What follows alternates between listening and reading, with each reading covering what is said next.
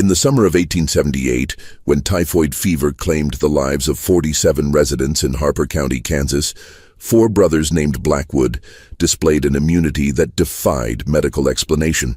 But their survival came at a cost so grotesque that 3 different physicians refused to document their findings, and the Kansas State Medical Board quietly sealed all records related to the case. What started as divine protection became something far more sinister, a transformation so disturbing that the local Methodist Church burned every mention of the Blackwood family from their records. The brothers developed symptoms that no medical textbook had ever described, symptoms that grew progressively more inhuman with each passing day. By winter, neighbors reported that the brothers no longer cast proper shadows. Their voices had taken on harmonic qualities that made listeners' ears bleed, and their eyes reflected light like those of nocturnal predators. The final medical report, classified to this day, allegedly contained the phrase, "Subjects have transcended human biological classification," before all documentation was permanently sealed. Tonight, after nearly 150 years of silence, we're about to uncover why modern science still refuses to acknowledge what happened on that isolated farm, and why the truth about the Blackwood brothers might be more terrifying than any supernatural explanation. Before we continue with the story of Ezra, Caleb, Josiah, and Abel Blackwood, I need to ask you something important. This channel isn't for everyone, only for the bravest souls who dare to uncover the mysteries that others fear to tell. If you're one of those true mystery seekers, hit that subscribe button and let me know in the comments what state or city you're listening from. Are you brave enough to learn what really happened when faith and science collided on the Kansas prairie? Now let's step back into 1878, where faith and fear walked hand in hand. The small farming community of Cedar Ridge, Kansas, existed as little more than a crossroads between wheat fields and cattle ranches in the late 1870s. With barely 300 souls scattered across the windswept prairie, it was the kind of place where everyone knew their neighbor's business, where a man's word was his bond, and where Sunday worship at the Methodist Church served as both spiritual guidance and social gathering. The harsh winters that brought blizzards capable of burying entire homesteads, and the scorching summers that could kill crops in a single week, had forged a population of stoic, God-fearing people who viewed hardship as divine testing and prosperity as heavenly blessing. The landscape itself seemed to encourage such thinking. Miles of golden wheat stretched to every horizon, broken only by the occasional farmhouse, windmill, or grove of cottonwood trees marking a creek bed. The sky dominated everything, vast, endless, and ever-changing. During thunderstorms, lightning would dance across the prairie for hours, illuminating the grassland in brief, brilliant flashes that revealed the true isolation of each homestead. In winter, the wind howled across the flatland with a voice that sounded almost human, carrying snow and cold that could freeze a man to death in minutes if he lost his way between barn and house.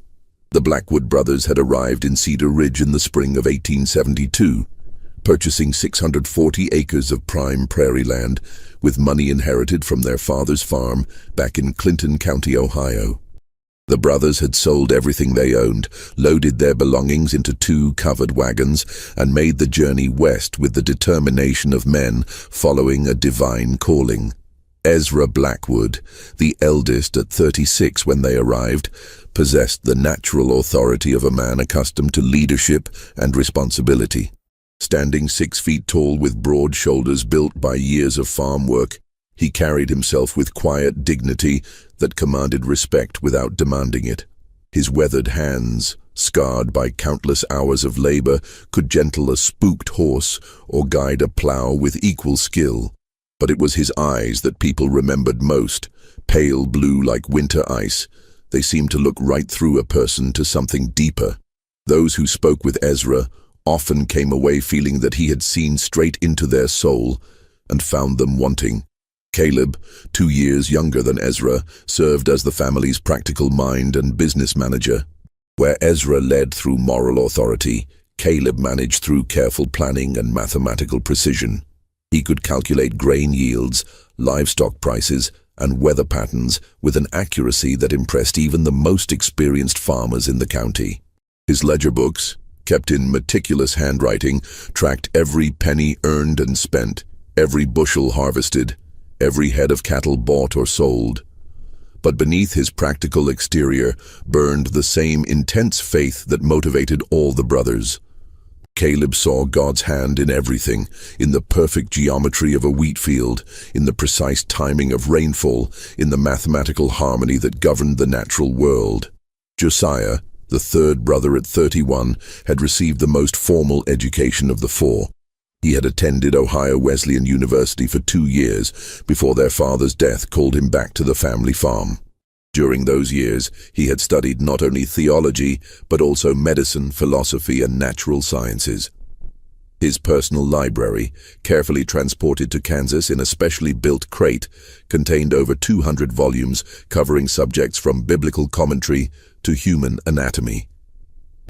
Josiah's room in the farmhouse resembled a scholar's study more than a farmer's quarters, with books stacked on every available surface and papers covered with his careful notes filling wooden boxes beneath his bed. Abel, the youngest at 25, burned with religious fervor that sometimes concerned even his faith-driven siblings.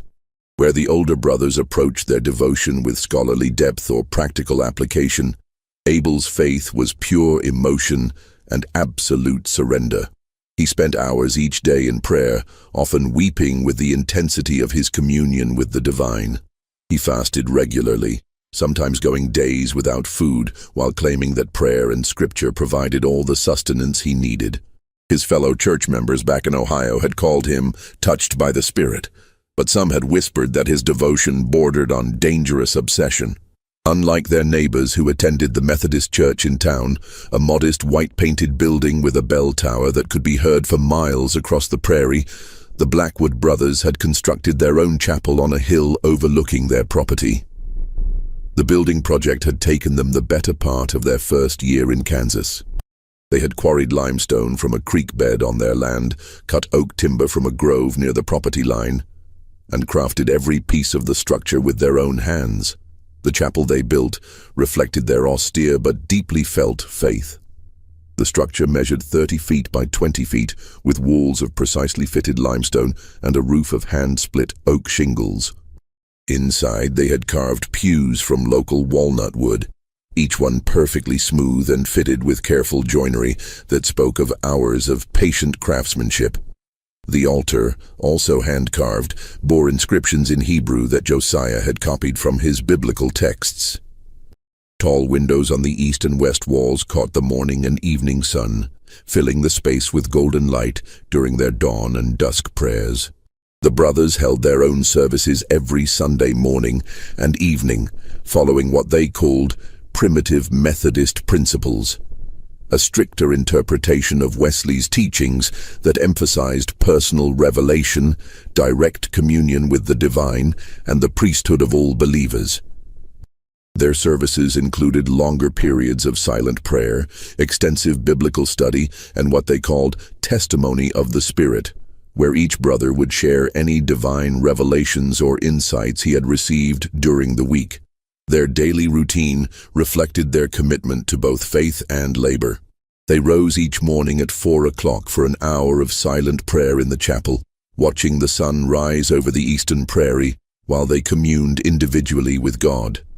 After a simple breakfast of bread, milk, and whatever fruit was in season, they would spend the morning working their fields.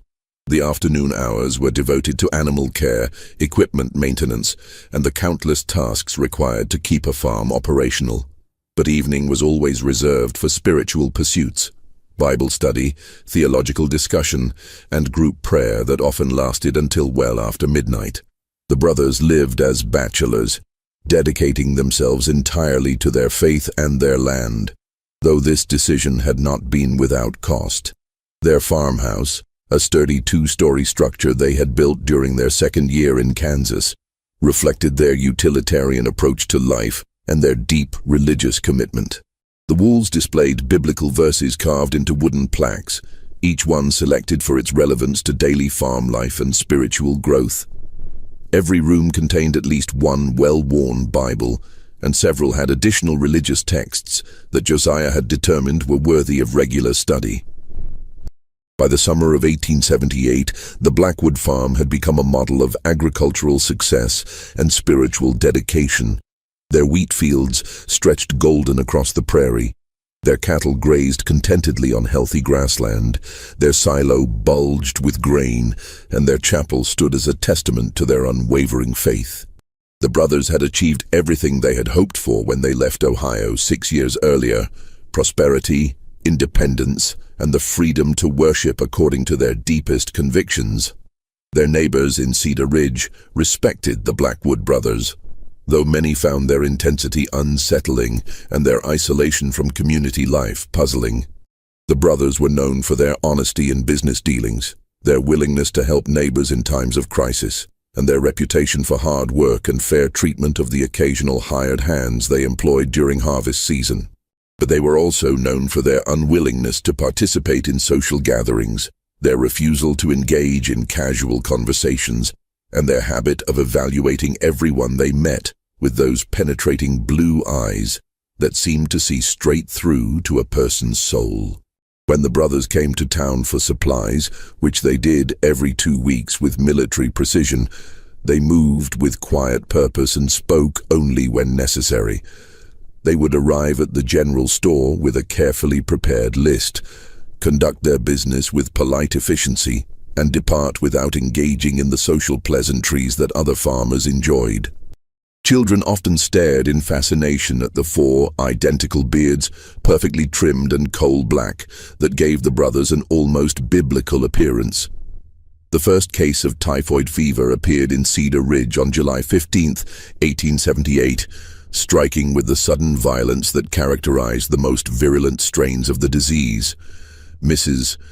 Sarah Hartman, who ran the general store with her husband Benjamin, had seemed perfectly healthy when she opened the store that morning, greeting customers with her usual cheerful demeanor and discussing the promising prospects for the wheat harvest. But by afternoon she was burning with fever, her skin covered with the characteristic rose-colored spots that experienced physicians recognized as the mark of typhoid.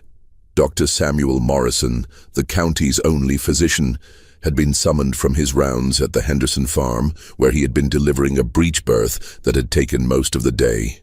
He arrived at the Hartman store to find Sarah delirious with fever, her temperature so high that it barely registered on his clinical thermometer.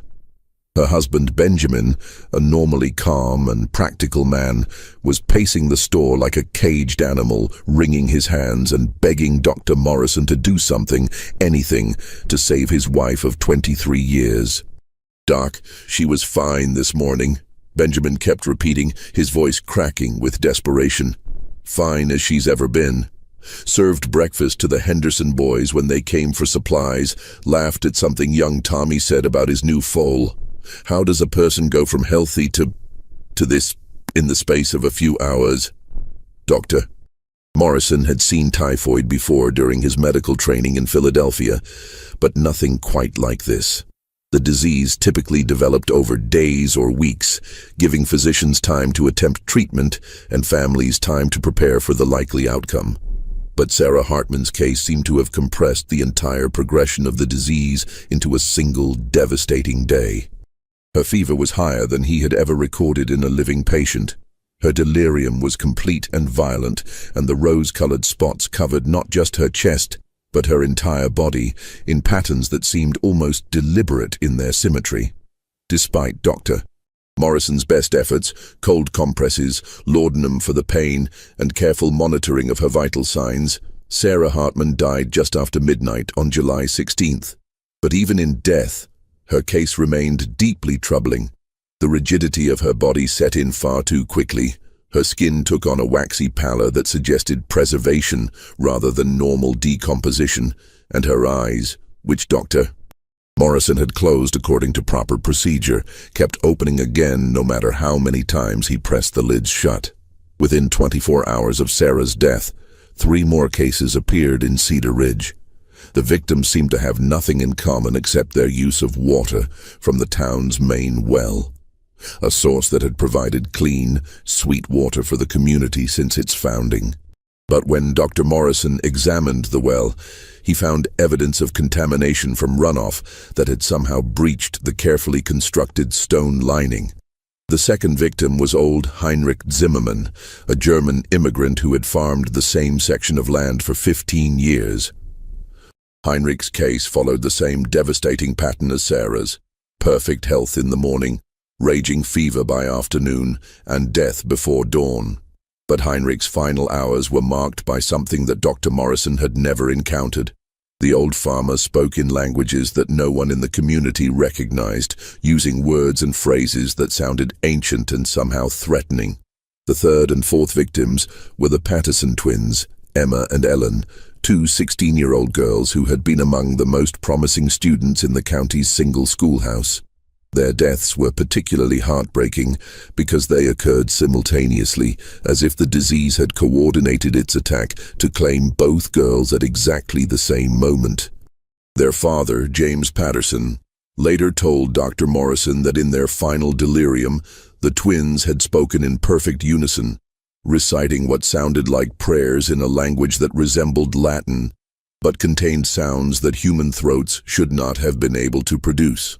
By August 1st, 14 people had died from the strange typhoid strain, and Dr. Morrison had documented symptoms and progressions that defied every principle of medical science he had learned. The victims all died within 24 hours of showing symptoms.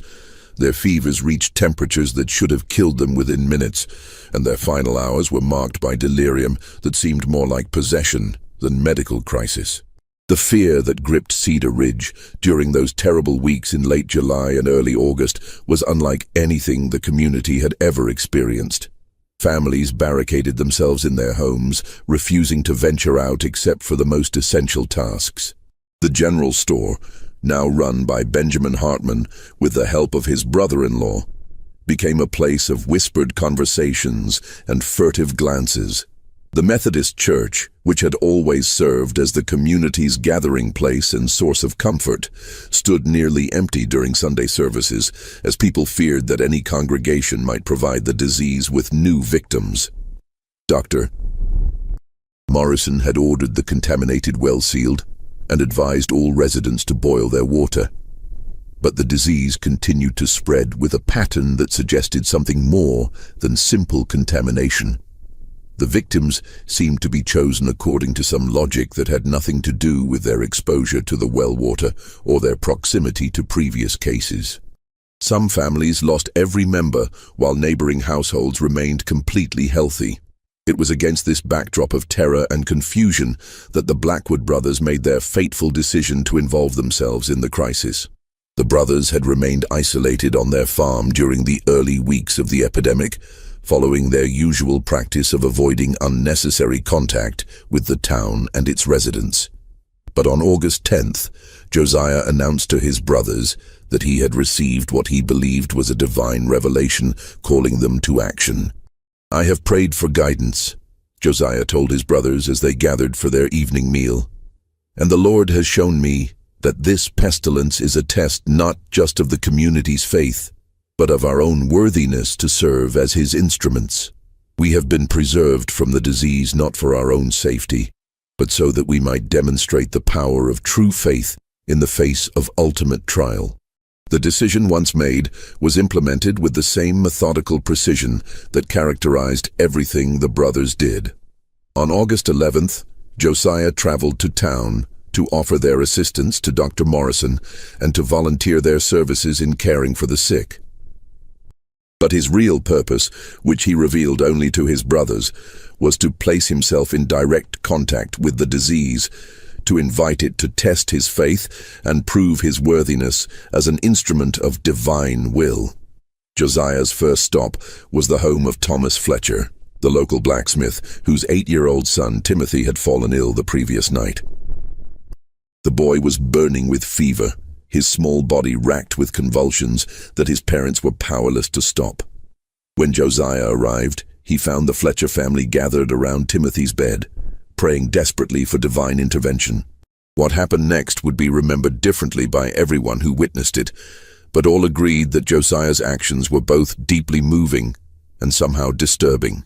The youngest Blackwood brother knelt beside Timothy's bed and placed his hands on the boy's fever-hot forehead.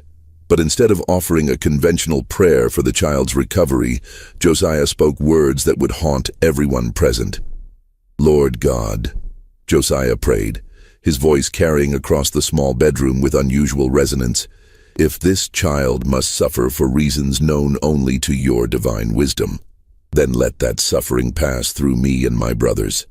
Let us bear what he cannot bear, experience what he should not experience, and become whatever we must become to serve your mysterious purposes. Take this innocent life and spare it through our willing sacrifice." As Josiah spoke, his hands seemed to grow warm against Timothy's forehead, and the boy's convulsions gradually subsided.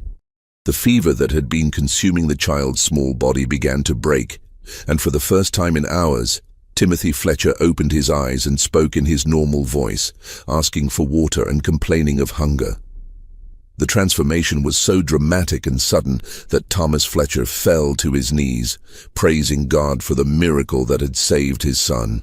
But those who watched Josiah during those crucial minutes noticed changes that were far more subtle, but somehow more disturbing than Timothy's recovery. As the boy's fever broke, Josiah's own skin had taken on a flush that suggested his body temperature was rising. His eyes, normally the same pale blue that characterized all the Blackwood brothers, began to show flecks of gold that seemed to move and shift like liquid metal. When Josiah finally stood up from Timothy's bedside, he moved with the careful precision of a man who was fighting to maintain control over his own body. Dr. Morrison, who had been summoned to witness what the Fletchers were calling a miracle, examined both Timothy and Josiah with growing confusion and concern. The boy showed no trace of typhoid fever, but Josiah displayed early symptoms that were already progressing far more rapidly than should have been medically possible. Over the following 2 days, Josiah visited every household that had been touched by the epidemic, offering prayers and spiritual comfort to the bereaved families. At each stop, he repeated the same ritual, placing his hands on the heads of the sick and praying for their suffering to be transferred to himself and his brothers. The results were remarkable and terrifying in equal measure. In household after household, fever-stricken victims experienced sudden and complete recoveries. But with each healing, Josiah's own condition deteriorated more rapidly. By August 13th, when he finally returned to the Blackwood farm, Josiah was burning with fever and displaying symptoms that no medical textbook had ever described. But the most disturbing aspect was his continued insistence that everything was proceeding according to divine plan. Even as his fever climbed to temperatures that should have killed him, he spoke with perfect clarity about the sacred nature of his transformation. "This is not sickness," he told his increasingly concerned brothers. "This is purification. The Lord is burning away everything in me that is merely human, so that what remains will be worthy of the eternal work He has planned for us." Within hours, all 4 Blackwood brothers had begun displaying the same symptoms that had transformed Josiah. But their collective transformation would prove to be even more disturbing than anyone could have imagined. Dr. Morrison's first examination of the Blackwood brothers on August 18, 1878, would become the most significant and troubling case of his medical career. The August heat was oppressive as Dr. Morrison guided his horse cart up the winding dirt road that led to the Blackwood farm.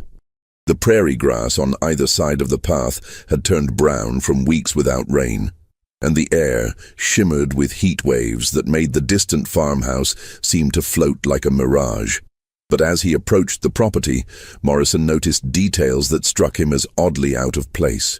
The brothers' wheat fields, which should have been suffering from the drought like every other farm in the county, stood tall and green as if they had been receiving regular rainfall. The cattle in the pastures appeared healthy and well-fed, despite the fact that grazing had become difficult throughout the region. When Morrison knocked on the farmhouse door, it was opened by Ezra. But the eldest brother's appearance immediately struck the doctor as profoundly wrong. Ezra's skin had taken on a translucent quality that revealed the network of blood vessels beneath. But the blood that flowed through those vessels was not the normal red of human circulation. Instead, it possessed a golden luminescence that seemed to pulse with its own internal rhythm. "Dr. Morrison," Ezra said, and his voice carried the authority Morrison remembered, but it was amplified and enriched with harmonic overtones that made every word seem to resonate directly in the listener's chest cavity. "We have been expecting you. Our transformation is nearly complete, and we require your witness to ensure that others will understand what has occurred here." Morrison found the four brothers arranged in the main room of the farmhouse, their bodies positioned with mathematical precision that suggested careful planning rather than random placement. They were alive. Their chests rose and fell with breathing, their eyes tracked Morrison's movement, but they had been transformed in ways that challenged his understanding of human physiology. "Their vital signs are impossible," Morrison wrote in his private journal that night. Ezra's temperature registered 107 degrees, yet he sits upright and speaks with perfect clarity. "Caleb's pulse is so slow I can barely detect it, yet he moves with normal energy. Josiah's breathing has changed. He seems to inhale and exhale only once every few minutes, but shows no signs of oxygen deprivation. And Abel's skin temperature is actually lower than normal, despite his obvious fever symptoms. Caleb, positioned to Ezra's right, had undergone changes that were equally dramatic but different in their specific manifestation. The characteristic rose-colored spots of typhoid fever covered his entire body, but instead of the random pattern typical of the disease, they had arranged themselves into complex geometric designs that resembled mathematical equations written in flesh and blood. As Morrison watched in fascination and horror, the pattern slowly shifted and changed, as if Caleb's skin had become a living blackboard. "The calculations are becoming clear," Caleb said, his voice joining Ezra's in perfect harmony, despite the fact that they were speaking simultaneously. "The relationship between matter and spirit, between time and eternity, between human limitation and divine potential. We are becoming the proof of theorems that human mathematics has only begun to glimpse." Josiah's transformation had progressed along lines that reflected his scholarly nature and deep theological knowledge. His body remained recognizably human in its basic structure, but his skin had taken on the appearance of ancient parchment, covered with writing in scripts that Morrison recognized as Latin, Greek, and Hebrew, along with other symbols that seemed to shift and change even as he watched. When Josiah spoke, his words came in a voice that no longer sounded entirely human. The sound seemed to originate from multiple points around the room simultaneously, creating an effect that made Morrison feel as if he were being addressed by a choir of invisible speakers. "Doctor, we have discovered truths that your medical science cannot accommodate. We are documenting these revelations so that future generations might understand the process of divine transformation." Abel, the youngest brother, had undergone the most visually striking transformation of all. His entire body emanated a soft phosphorescent glow that provided illumination for the room's interior. The light was not harsh or unpleasant, but it was profoundly unnatural. A cool, blue-white radiance that seemed to come from within his very bones. His eyes had become completely luminous, lacking pupils or irises, appearing instead as twin stars set in a human face. "We no longer require food as sustenance," Abel said, his words somehow reaching Morrison's ears from both inside the room and from what seemed like a great distance.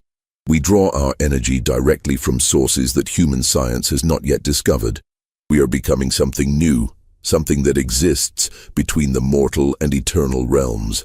Morrison's attempts to document his findings were met with resistance from the brothers themselves.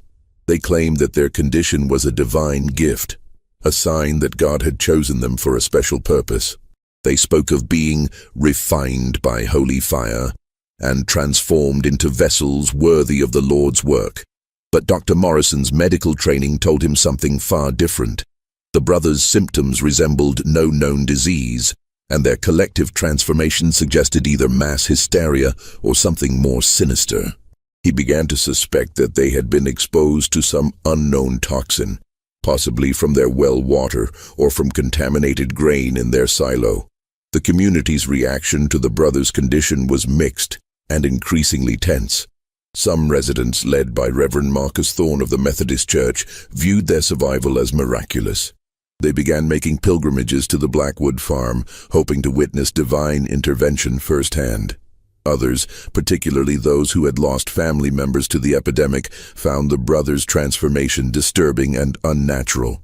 "It ain't right," muttered Jacob Steinberg, who had buried his wife and 2 children in the space of a week. "Why should they be spared when good Christian folk are dying? And look at them. That ain't no blessing I can see.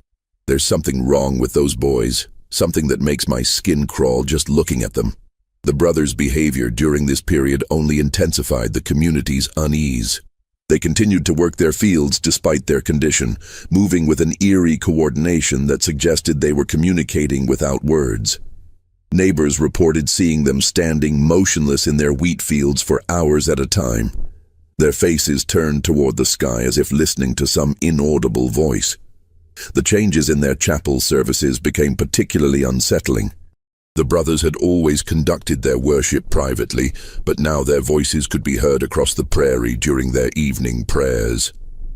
The sound was hauntingly beautiful, yet profoundly wrong. 4 voices harmonizing in ways that human vocal cords should not have been able to produce.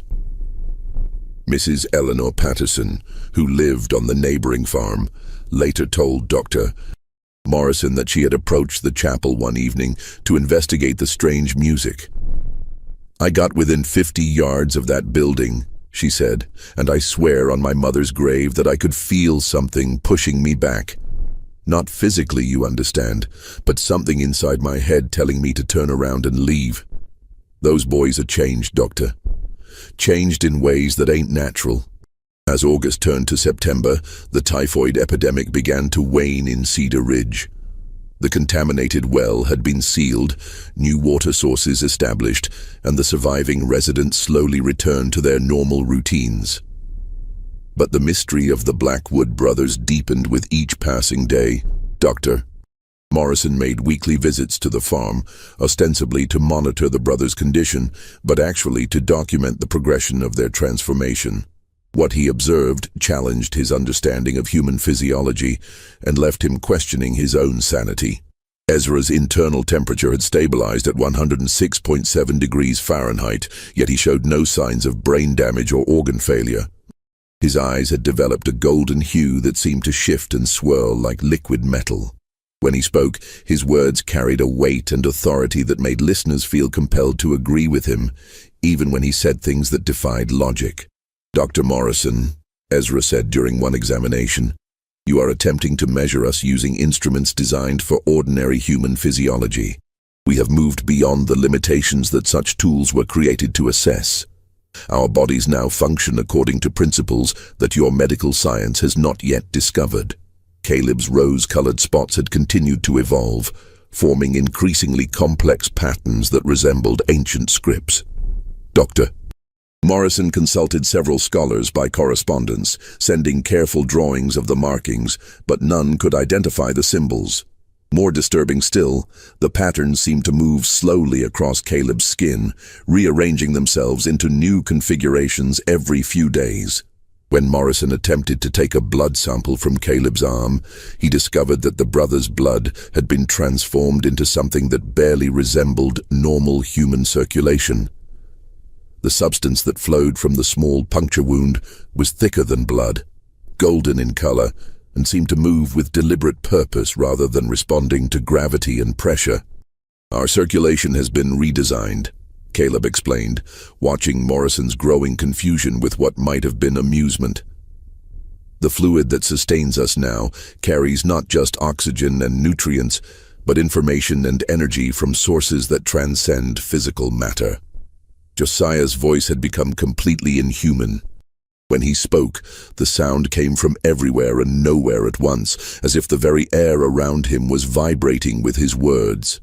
Dr. Morrison noted that conversations with Josiah left him feeling dizzy and disoriented, and he began to suspect that the brother's speech was somehow affecting his brain chemistry. The texts that covered Josiah's skin were not static decorations, but were actively being written by some invisible force. As Morrison watched, new words appeared along Josiah's arms and chest, forming sentences and paragraphs in real time. The content seemed to be a running commentary on Morrison's examination, describing his thoughts and reactions with accuracy that suggested the brother could read his mind. "We are becoming books," Josiah said, his multi-directional voice making Morrison's head spin with vertigo. "Living repositories of knowledge that spans both human learning and divine revelation. The transformation is encoding information directly into our physical substance." Abel's phosphorescence had grown stronger, allowing him to illuminate entire rooms, with the pale glow emanating from his skin.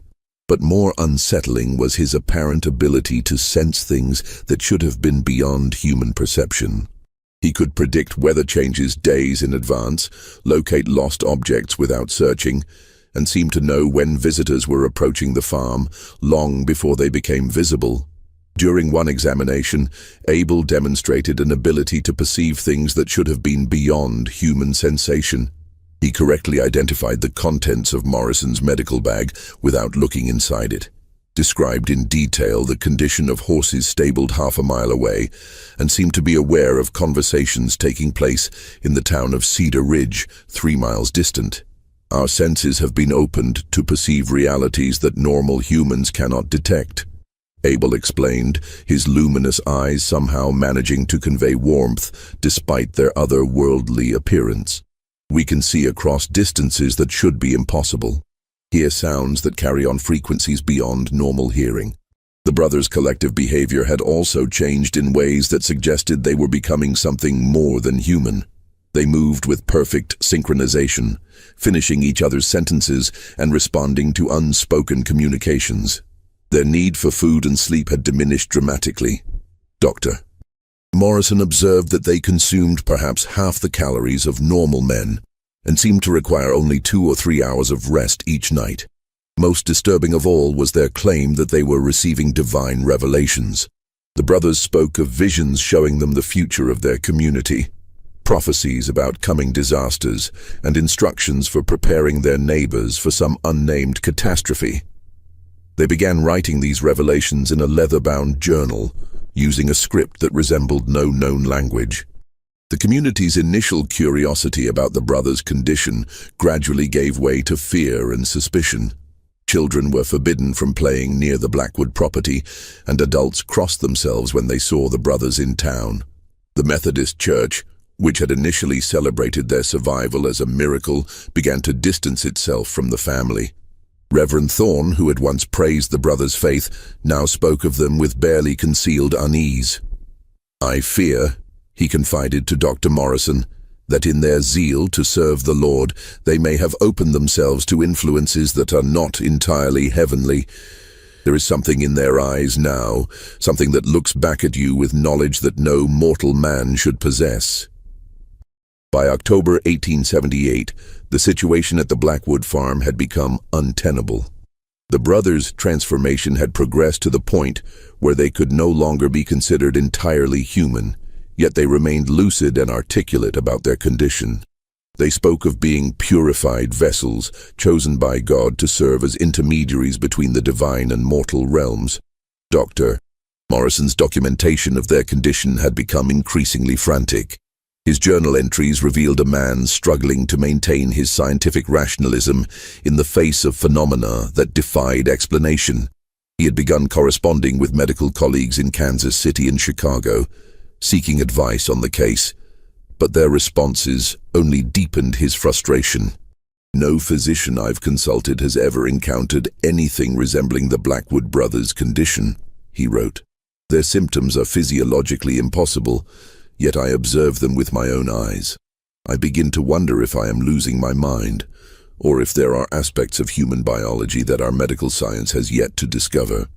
The breaking point came on October 15th, when young Sarah Preston, the daughter of a local farmer, disappeared while playing near the Blackwood property.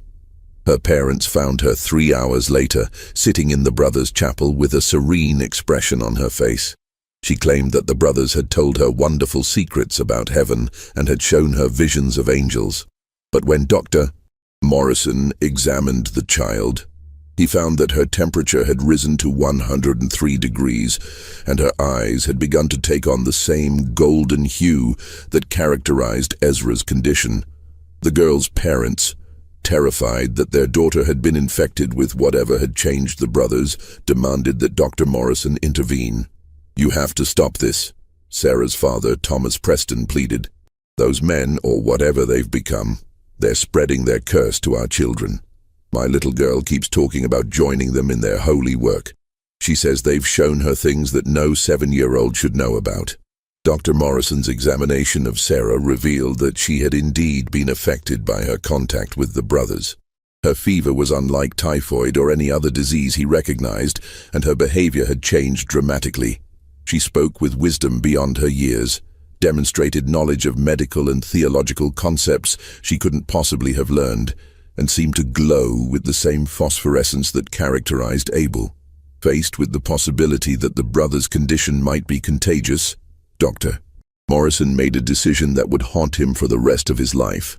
He contacted the Kansas State Medical Board and the Regional Health Authority, requesting immediate intervention. But when officials arrived to investigate, they found the case so disturbing that they chose to suppress it rather than study it. Dr. James Patterson, the state medical examiner, spent 3 days at the Blackwood farm in late October. His official report, sealed by the state board, allegedly contained observations that were incompatible with current medical understanding and potentially damaging to public health and safety. The report was classified and remains sealed to this day. But Patterson's private letters to his wife, discovered years later, revealed the true extent of his horror. "I have seen things," he wrote, "that challenge not only our understanding of disease and human physiology, but the very nature of life itself. The Blackwood brothers are no longer entirely human, yet they are not dead. They exist in some intermediate state that our science cannot explain and dare not acknowledge." The community's growing unease about the brothers' continued presence came to a head when several families reported that their children had begun disappearing from their beds at night, only to be found hours later, standing in the fields surrounding the Blackwood chapel. The children had no memory of how they had gotten there, but they returned with knowledge and abilities that their parents found deeply disturbing. Just when we thought we'd seen it all, the horror in Cedar Ridge intensifies. If this story is giving you chills, share this video with a friend who loves dark mysteries. Hit that like button to support our content. And don't forget to subscribe to never miss stories like this. Let's discover together what happens next. Mayor William Harrison convened a town meeting on October 25th to address what many residents viewed as a crisis requiring immediate intervention. The meeting was attended by nearly every adult in Cedar Ridge, and the discussions revealed a community deeply divided between those who viewed the brothers as blessed healers and those who saw them as dangerous influences. Dr. Morrison was called upon to provide a medical assessment, but his testimony only deepened the community's confusion and fear. He described the brothers' condition as unlike anything in medical literature, acknowledged that their influence appeared to be spreading to other residents, and admitted that conventional medicine had no treatment to offer. "I have observed physiological changes in the Blackwood brothers that challenge our fundamental understanding of human biology," Morrison told the assembled crowd. "Their vital signs are consistently abnormal, yet they show no signs of illness. Their capabilities exceed normal human limitations, yet they maintain lucid consciousness. I cannot classify their condition as a disease because they are not suffering. I cannot call it an improvement because it represents a fundamental alteration of human nature." The meeting concluded with a decision that would have profound consequences. A committee of community leaders was formed to visit the Blackwood farm and demand that the brothers either reverse the changes they had undergone or leave Cedar Ridge permanently. The committee would include Mayor Harrison, Reverend Thorne, Thomas Preston, and Dr. Morrison, and they would deliver an ultimatum requiring the brothers to respond within 1 week. The delegation from Cedar Ridge arrived at the Blackwood farm on November 1st, 1878, under a grey sky that seemed to press down upon the prairie with the weight of impending winter. Dr. Morrison rode alongside Mayor Harrison, Reverend Thorne, and Thomas Preston, each man lost in his own thoughts about the confrontation that awaited them. The farmhouse and outbuildings appeared normal from a distance, but as the delegation drew closer, details emerged that confirmed Morrison's growing conviction that the Blackwood property had become something beyond conventional classification. The wheat fields, which should have been harvested weeks earlier, stood tall and golden despite the approaching winter. The cattle in the pastures moved with an unnatural coordination, grazing in precise patterns that formed geometric shapes when viewed from the elevation of the road. Most unsettling of all was the chapel on the hill. The limestone structure seemed to pulse with a faint luminescence that was visible even in daylight, and the sound of voices could be heard emanating from within. Not the familiar harmonies of Methodist hymns, but something far more complex and otherworldly. When the delegation knocked on the farmhouse door, it was opened by young Sarah Preston, whose presence there shocked her father into momentary speechlessness. The girl appeared healthy and happy, but the golden flecks in her eyes had grown more pronounced, and her skin had developed the same translucent quality that characterized the brothers' condition. "Hello, Papa," Sarah said, her voice carrying the harmonic undertones that had become the signature of the transformation. "The brothers have been expecting you.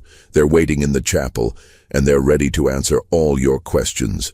The delegation's journey to the chapel was marked by phenomena that challenged their understanding of reality itself. The ground beneath their feet seemed to vibrate with subtle energy, and the air around them shimmered with patterns of light that resembled heat waves but felt cool to the touch. Birds flew in formations that defied their natural behavior, arranging themselves in geometric patterns that shifted and changed as the men walked toward the hill. When they entered the chapel, they found the 4 Blackwood brothers arranged in a perfect square around the altar, their bodies positioned with mathematical precision. The brothers' transformation had reached a stage that made their previous condition seem almost normal by comparison. Their skin had become completely translucent, revealing internal structures that bore no resemblance to normal human anatomy. Their eyes were pools of liquid gold that seemed to contain depths beyond physical possibility. "Welcome," said Ezra, though his voice seemed to come from all 4 brothers simultaneously. "We have been expecting you, and we understand the concerns that have brought you here. You fear what we have become, and you worry about the effects our transformation is having on your community. These are reasonable fears, and we do not dismiss them lightly." Mayor Harrison, speaking as the official representative of Cedar Ridge, delivered the ultimatum that the town had decided upon. The brothers would need to either return to their normal human condition or leave the area permanently. The community could no longer tolerate the uncertainty and fear that their presence had created. "Mr. Mayor," responded Caleb, his voice joining Ezra's in perfect harmony, "we understand your position, but we must tell you that what you ask is impossible. The transformation we have undergone cannot be reversed, any more than a butterfly can return to being a caterpillar. We have moved beyond the boundaries of human existence, and there is no path that leads backward from where we now stand." Reverend Thorne attempted to address the spiritual dimensions of the brothers' condition, arguing that their transformation represented a departure from God's intended design for human nature. He quoted biblical passages about the sanctity of the human form and the dangers of seeking knowledge beyond what God had granted to mankind. But the brothers' response challenged fundamental assumptions about the relationship between divine will and human limitation. Josiah, speaking with a voice that seemed to echo from multiple dimensions simultaneously, argued that their transformation represented the fulfillment of humanity's spiritual potential. "Reverend Thorne," Josiah said, his words accompanied by patterns of light that danced across the chapel walls, You speak of God's design as if it were static and unchanging. But the scriptures themselves promise that human beings are destined for transformation and elevation. We have simply discovered the path that leads to that promised transformation. Dr. Morrison attempted to address the medical aspects of the brothers' condition, arguing that their influence on other community members represented a public health threat. But the brothers' response revealed the limitations of approaching their condition through conventional medical frameworks. "Dr. Morrison," said Abel, his luminous form casting shifting patterns of light throughout the chapel, "you have documented our transformation with admirable scientific precision, but you continue to evaluate us using criteria designed for ordinary human physiology. We are no longer bound by the limitations that those criteria were created to measure." The turning point in the confrontation came when Thomas Preston confronted the brothers about their influence on his daughter. His parental desperation broke through the philosophical abstractions that had dominated the discussion. "I don't care about your theories and theology," Preston said, his voice cracking with emotion. "I care about my little girl. She was normal and happy before you got your hands on her. Now she talks like an adult, knows things no child should know, and looks at me with eyes that seem to see right through to my soul. I want my daughter back the way she was." The brothers' response revealed both their compassion and the irreversible nature of the changes they had initiated. They explained that Sarah's transformation had begun not when she visited their chapel, but when Josiah had prayed over Timothy Fletcher months earlier. That prayer had opened a connection that could not be severed. "Thomas," said Ezra, his voice carrying infinite gentleness, "your daughter is not lost to you. She is becoming something that will serve purposes far greater than anything she could achieve within the limitations of ordinary human existence. The love you feel for her will continue to bind you together, even as she evolves beyond normal human classification." But it was Sarah herself who provided the resolution that none of the adults had been able to achieve. She stepped forward and addressed the delegation with clarity that seemed impossible for someone her age. "Papa, Mayor Harrison, Reverend Thorne, Dr. Morrison," she said, her young voice carrying absolute truth. "You're asking the wrong questions. You want to know if what's happening to us is good or bad, safe or dangerous, right or wrong. But those categories don't apply to what we're becoming. We're not better or worse than we were before. We're different in ways that make such comparisons meaningless." The brothers then offered to demonstrate their capabilities, to prove that their transformation represented expansion rather than loss. Dr. Morrison, driven by scientific curiosity despite his fear, agreed to the demonstration. What followed provided Morrison with evidence that would haunt him for the rest of his life. The brothers arranged themselves around the delegation and began what they called a consciousness bridge, a process that allowed normal humans to experience temporarily the expanded awareness that had become their permanent condition. For several minutes that seemed to last hours, Morrison experienced reality from the brothers' perspective.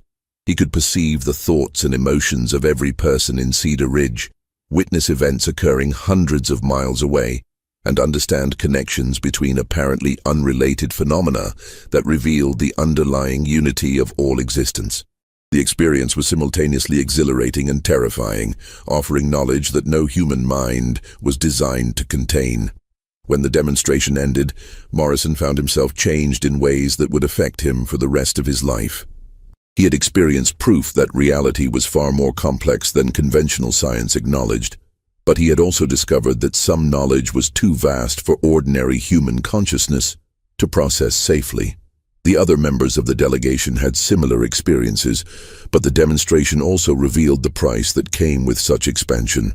Each member experienced moments of disorientation as their normal consciousness struggled to process information that exceeded its capacity. The truth about the Blackwood brothers was finally revealed through Dr. Morrison's secret analysis of their blood samples. Under his microscope, instead of normal cells, he found structures that defied classification. Larger than normal, possessing multiple nuclei and moving with deliberate purpose. "The blood is alive," Morrison wrote. his handwriting betraying agitation, not merely containing life, but possessing consciousness that coordinates cellular activities. It's as if their entire circulatory system has become a single thinking organism. Morrison discovered the brothers hadn't survived typhoid fever. They had been transformed by it. The disease had triggered some form of evolutionary adaptation, changing their fundamental biology. Their bodies had become something new, existing between life and death. The brothers revealed that their transformation had been intentional from the beginning. Josiah's prayer over Timothy Fletcher had been a calculated ritual based on knowledge discovered in theological studies. They had found references to divine communion, requiring complete surrender of human flesh to achieve union with the eternal. "We are not dying," Caleb said. "We are becoming. This flesh is merely a cocoon, and we are emerging as something far greater." The brothers revealed contact with others like themselves throughout history, individuals who had undergone similar transformations. They spoke of a network of purified vessels, working to prepare humanity for some great change. Morrison realized the brothers had become something beyond human classification, not alive in traditional sense, but not dead either. They existed in a state medical science could not acknowledge because it challenged fundamental assumptions about life and death. "You can join us," Abel said, his phosphorescent skin pulsing with invitation. "Your scientific mind would be preserved and enhanced." But Morrison, faced with the choice between humanity and transcendence, chose to remain human. He fled the chapel, driving through darkness with desperation, born of absolute terror. Dr. Morrison's flight from Cedar Ridge marked the beginning of the end for the Blackwood brothers' story. Unable to cope with what he had witnessed, Morrison destroyed all his research, burned his journals, and left Kansas forever. He settled in Oregon, where he practiced medicine for another 30 years, but he never spoke of the Blackwood case to anyone. The brothers themselves seemed to understand that their presence had become incompatible with the human community they had once served. In the weeks following Morrison's departure, they began to withdraw from all contact with their neighbors. The lights in their chapel, which had been visible across the prairie for months, went dark. The strange harmonies that had echoed from their evening prayers fell silent. On December 15, 1878, Thomas Preston found the first body. Ezra lay in the chapel, his transformed flesh already beginning to decompose in ways that followed no known biological process. His golden eyes had turned to glass, and his skin had taken on the appearance of ancient parchment. There was no obvious cause of death. He had simply ceased to exist. The other brothers were found over the following days, each in a different location on the farm. Caleb was discovered in the wheat fields, his body surrounded by a circle of grain that had grown to impossible heights overnight. Josiah was found in the farmhouse library, seated at his desk with a pen in his hand and a blank page before him. Abel was discovered in the barn, his phosphorescent skin still glowing faintly in the darkness. The Methodist Church, eager to distance itself from the case, arranged for the brothers to be buried quickly and quietly in the chapel's small cemetery. No autopsy was performed, no official cause of death was recorded, and the graves were marked with simple stones bearing only names and dates. But the mystery of the Blackwood brothers did not end with their deaths. In the years that followed, the farm was abandoned, and the chapel fell into ruin. Yet travelers passing through the area reported strange lights emanating from the hilltop, and the sound of harmonious voices carrying across the prairie on still nights. The Kansas State Medical Board's sealed report on the case remains classified to this day. Dr. Patterson's recommendation that the matter be permanently suppressed in the interests of public health and scientific integrity was accepted without question. The official position is that the Blackwood brothers died of typhoid fever complications and that any reports of unusual symptoms were the result of mass hysteria brought on by the epidemic. In 1923, the abandoned Blackwood farm was purchased by a development company that intended to build a new town on the site. but construction workers refused to work near the chapel ruins, reporting feelings of overwhelming dread and strange visions. The project was abandoned, and the land was eventually donated to the state as a wildlife preserve. The preserve remains closed to the public, officially due to environmental concerns, but local residents know the real reason. The Blackwood brothers' transformation may have ended with their deaths, but the questions they raised about the nature of human existence, the boundaries between life and death, and the possibility of transcendence through surrender of self continue to haunt those who know the full story. Modern science still refuses to acknowledge the Blackwood case, not because the evidence is lacking, but because the implications are too disturbing to contemplate. If the brothers' transformation was real, if they truly became something beyond human classification, then our understanding of biology, consciousness, and the nature of existence itself must be fundamentally reconsidered. The truth is that some mysteries are too dangerous to solve, some knowledge too terrible to possess. The Blackwood brothers discovered a path to transcendence that required the complete surrender of their humanity, and in doing so, they became something that human society could neither understand nor accept. Their story serves as a warning about the dangers of seeking knowledge that humanity is not prepared to handle. In their desire to commune directly with the divine, to bypass the limitations of human existence, they opened themselves to forces that transformed them into something that was neither fully alive nor completely dead. The chapel on the hilltop stands empty now, its windows dark and its doors sealed. But on certain nights, when the wind is still and the moon is dark, travelers report seeing 4 figures standing in the wheat fields, their faces turned toward the sky as if listening to some distant voice. What we do know is that the Blackwood brothers' quest for divine communion led them to a destination that science cannot map and religion cannot explain.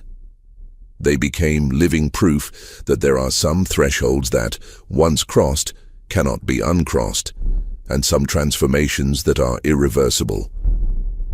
This mystery shows us that the boundaries between life and death, between human and divine, may be far more permeable than we imagine. The Blackwood brothers found a way to transcend those boundaries, but the price they paid was their humanity itself. What do you think of this story? Do you believe everything was revealed? Leave your comment below and share your theories about what really happened to the 4 brothers. If you enjoyed this tale and want more horror stories like this, subscribe, hit the notification bell, and share with someone who loves mysteries. The truth is out there, waiting for those brave enough to seek it. See you in the next video.